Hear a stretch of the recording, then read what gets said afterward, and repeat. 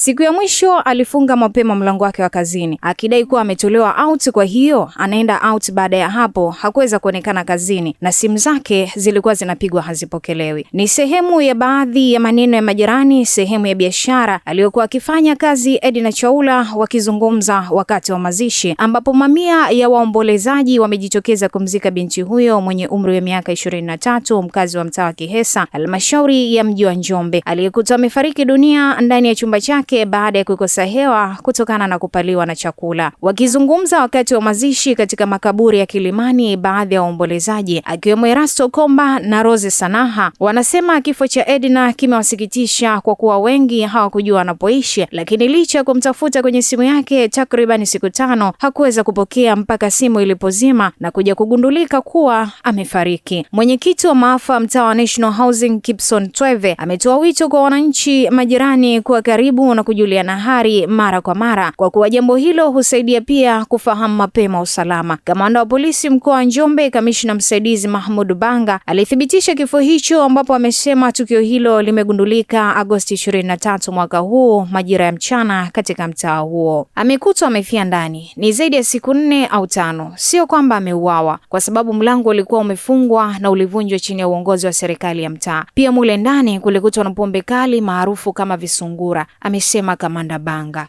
Anifa Saidi, Global TV.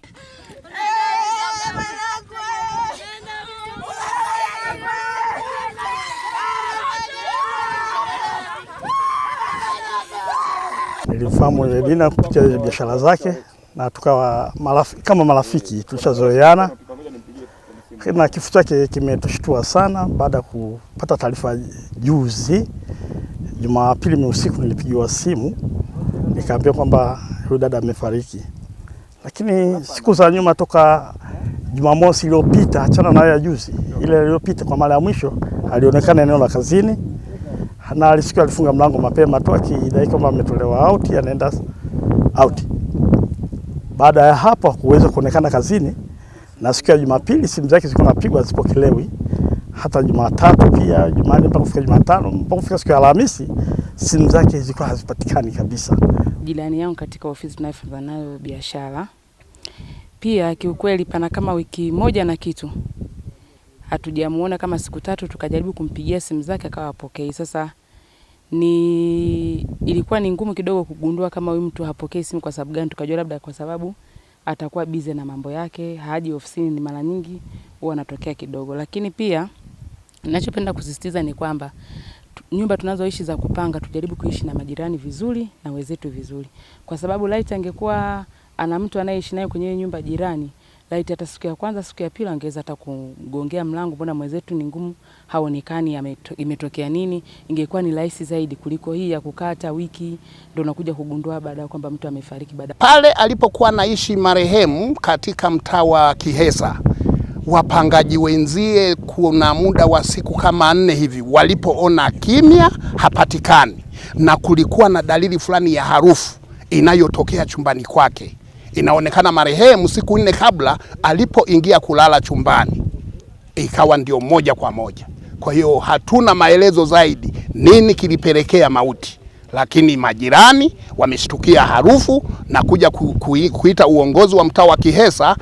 Mlango ukavunjwa mbele ya ushahidi wa mtaa wa Kihesa na kukuta mauti tayari akiwa chumbani kwake. Mle ndani ni kwamba alikuwa amekunywa pombe, lakini mlango ndani ulikuwa umefungwa, maana yake lakini ni kweli ile tukio limetendeka, lakini amefia ndani, sio kwamba ameuawa. Amekutwa amefia amefia ndani kwa sababu mlango ule ulivunjwa chini ya uongozi wa serikali za mtaa. Lakini sababu ya kifo ni suffocation tu, kukosa hewa baada ya kupaliwa na chakula. Kuna sauti nyingi, lakini si zote zinasikika. Lakini kuna sehemu moja ambapo kila sauti ina thamani. Hapo ndipo ilipo Global TV, sauti ya wanyonge, mtetezi wa wasio na pa kusemea. Global TV ni YouTube channel inayopendwa na watu wengi. Una biashara? Chagua platform yenye watu halisi. Tunatangaza kupitia Global TV. Next level.